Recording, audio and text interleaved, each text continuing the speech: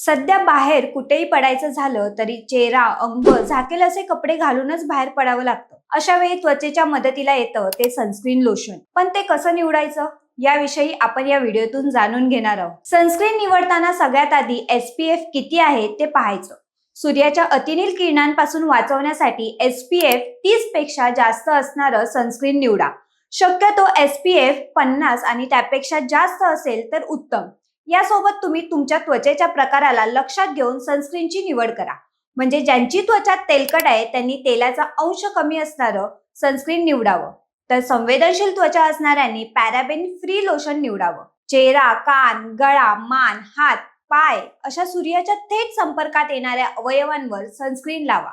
बाहेर निघण्यापूर्वी 15 ते 20 मिनिटं आधी सनस्क्रीन लावणं उत्तम ठरेल, कारण 20 मिनिटांनंतर ते काम करणं सुरू करतं. तसंच जर खूप घाम येत असेल तर 2 ते 3 तासांनी पुन्हा सनस्क्रीन लावायला विसरू नका.